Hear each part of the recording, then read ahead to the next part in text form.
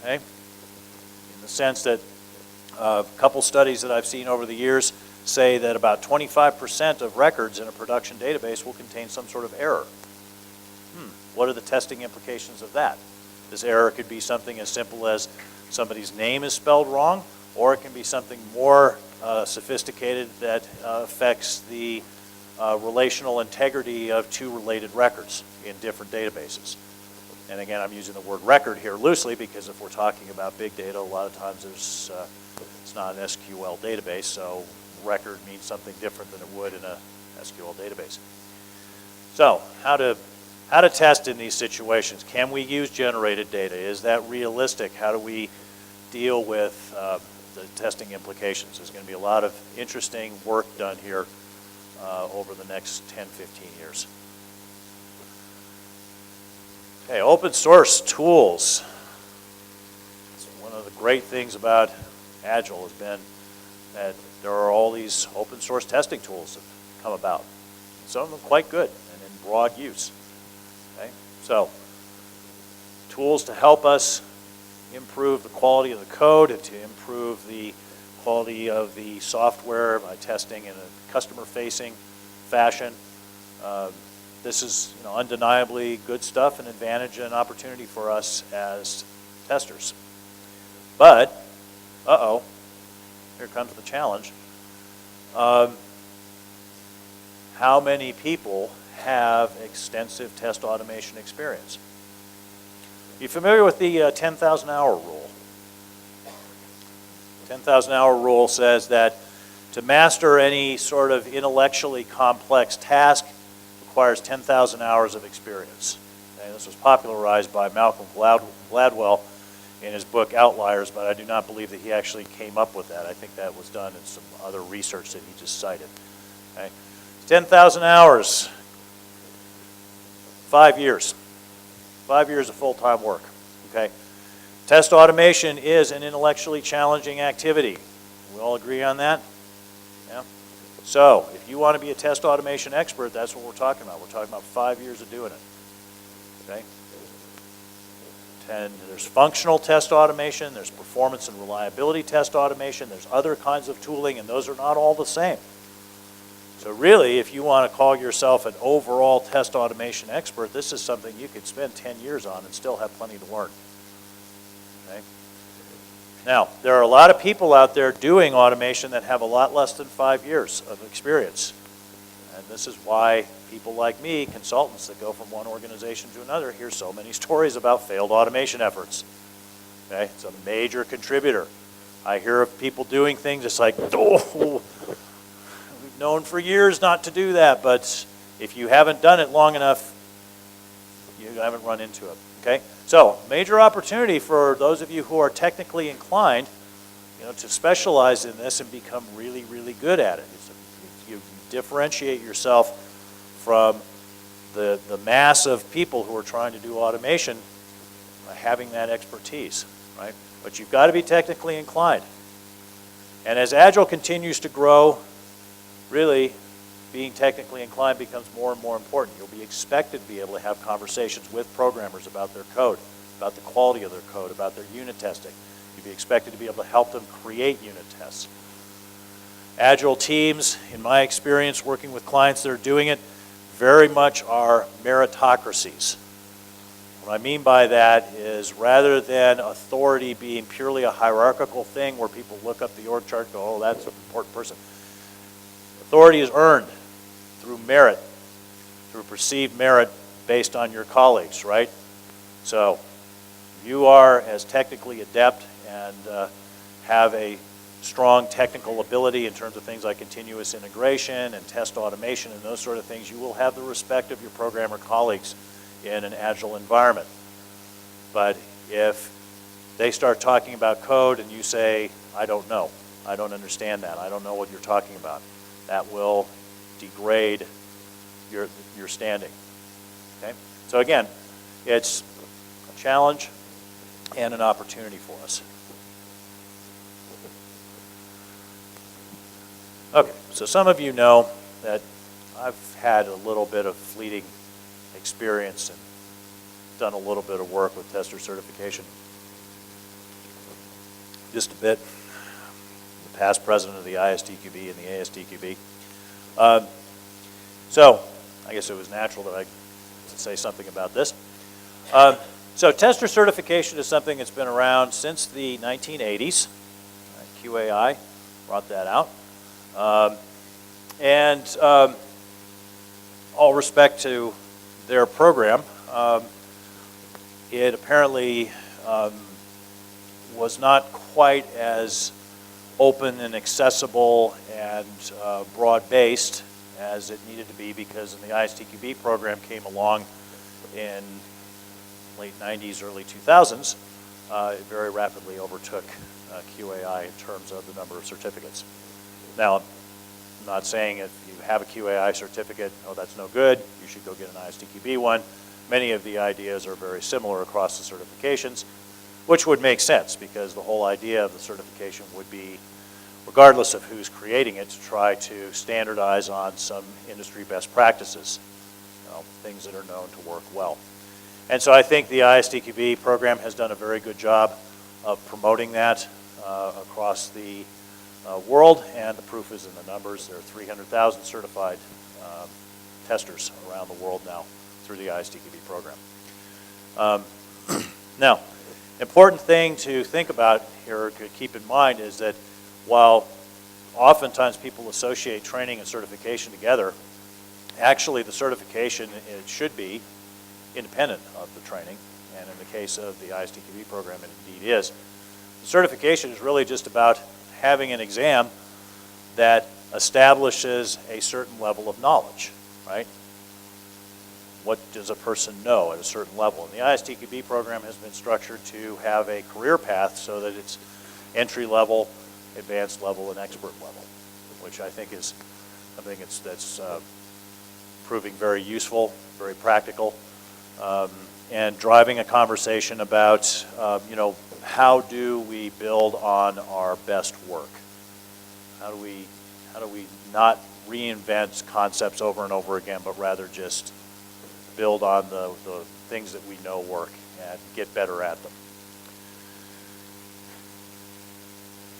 Okay, and then the final issue I think to consider here is that we have been in the midst of a really extraordinary period, unprecedented since the 1930s, where the financial markets of the world have just been consistently, regular basis, threatening to tip over the economic apple cart, as the cliche goes. I mean, who would have thought that we'd be worried about capital flows from a little island in the middle of the Mediterranean, right? But that was big news just a few months ago, right?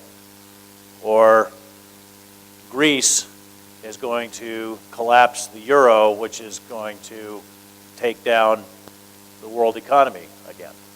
I say again because, of course, I have to start with blame where blame properly lies. This was all started by some of my fellow citizens in the United States who decided it would be a good idea to loan money to anybody with a heartbeat, and then spread the risk that had been taken by the loaning money to anybody with a heartbeat around the whole world through collateralized debt obligations that nobody could figure out other than the people who created them.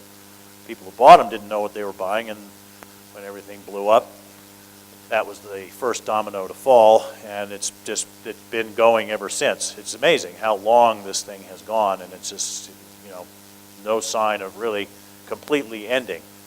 It probably won't end with a bang. It'll probably end with more of a whimper, but God only knows when and how long this will continue. So we're going to continue to see this for some time. Who knows how long? We're not done yet, right? Just a few weeks ago, the head of our central bank in the United States managed to make a few what would seem to be fairly innocuous comments about someday we're going to stop pumping money into the economy because it'll be ready to run on its own, And that set off a huge sell-off in our stock market, which then rippled around the entire world. The statement of the obvious triggers panic. So, this is just proof that we're more and more connected, right? No economy is insulated, and events in one place, even a seemingly small and insignificant place, can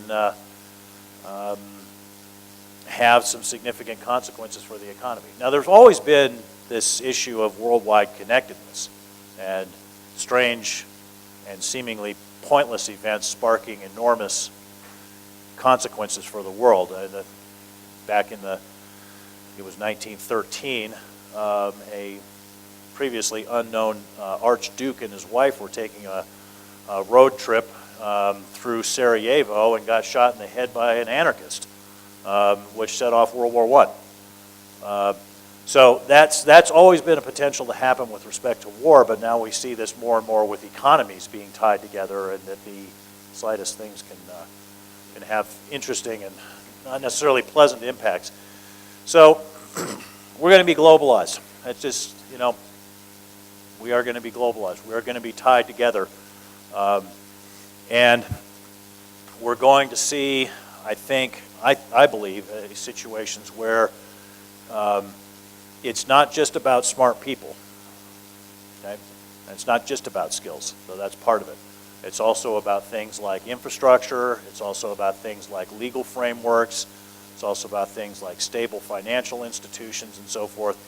You can't necessarily change these things, but I think you have to be aware of them. So if what I've been talking about for the last couple minutes on this slide, you've been sitting there going, I have no idea what that guy is talking about, why it has anything to do with me, then I would encourage you to get a little bit more aware of world events and how they might affect you, because we are all living in a globalized world now, and things that happen, things that might seem to have nothing to do with you, like freezing of bank accounts in a island in the middle of the Mediterranean that you've never heard of, can have some significant impact. So be aware of that. You want to see these things coming. Keep in mind that there are probably going to be 1 billion new entrants into the global economy before some of you retire. That being the way that population is growing, and that being the way that industrialization is spreading around the world. Just 10 years ago, I think it was The Economist magazine published an issue that had this picture of a starving person from Africa on the front. They're talking about Africa being this global basket case. Now everybody's looking at Africa going, whoa, man, this is the next big thing, right?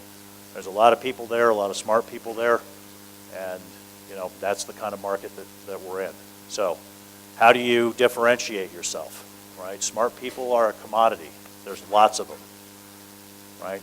So you can't just sit back and say, I'm smart, I'll do well. There's going to be a lot of smart people, and you're going to be competing in a world full of them. Okay, so those are some of the trends. Now, testing and quality matter. Here's an interesting figure from Forrester, the analyst group. They estimated $50 billion in annual spending on testing last year. Okay, pretty big number. 20 billion of that being spent on outsourced testing. Okay, and probably a safe bet that I don't know, what was the figure you had in the test? 60%, 70%. So probably 14 billion of that coming here to India. Okay, so that's a pretty significant inflow of money, right? So you are a major part of the Indian economy, if this Forrester figure is even remotely correct, and if the 70% figure is even remotely correct. You could be off by 50% one way or the other on that and still be a big number. But you might say, okay, well, surely we're reaching saturation. No. Gartner estimates $4 trillion in annual spending on IT, information technology. Okay? Now, $4 trillion, well, certainly, talk about $4 trillion versus $50 billion, something's not quite adding up there, because testing is typically a lot more than 1% of an IT budget. Okay? So maybe there's a lot of room for growth with respect to how much testing should be done. Now, you think about what testing can offer in terms of a measurable return on investment. You know, we find with our clients that the avoidable costs of failure, costs incurred of failure in production that could have been avoided by testing, are typically 10 to 25% of IT budgets. Whoa. It's $400 billion in avoidable costs of IT failure, at least. Okay? That's all potential growth opportunity. We got an 8-fold difference between what was spent on testing and what could have profitably been spent on testing to try to minimize those avoidable costs of external failure. Okay? So, not only that, but the numbers are growing. And the complexity of technology and the use of technology is growing exponentially. So this figure is going to grow, and thus the avoidable cost of failure is going to grow. So this creates a huge opportunity for better testing and better quality. The important thing is that people become aware of the fact that these avoidable costs of failure are stealing money that could otherwise be spent on innovation. We could be spending that $400 billion on building more cool stuff, not on fixing bugs that could have been found and removed earlier in the life cycle. So if you're worried about, is testing saturating, is quality an afterthought, no, I think we should expect that it will continue to be important. Now, so what can we do here? Well, we're doing engineering, but we're not yet engineers. This is kind of a problem. What do I mean by that? So engineering is building things that are useful, right? Building useful things, that's engineering. We're not scientists. Science is a search for truth. And I'm not really concerned with, do I know every defect in the software before I release it, right? I'm concerned with, have I mitigated the risk of failure to an acceptable level? That idea of mitigating risk to an acceptable level is an engineering viewpoint, not a scientific viewpoint, right? So there's this concept of good enough.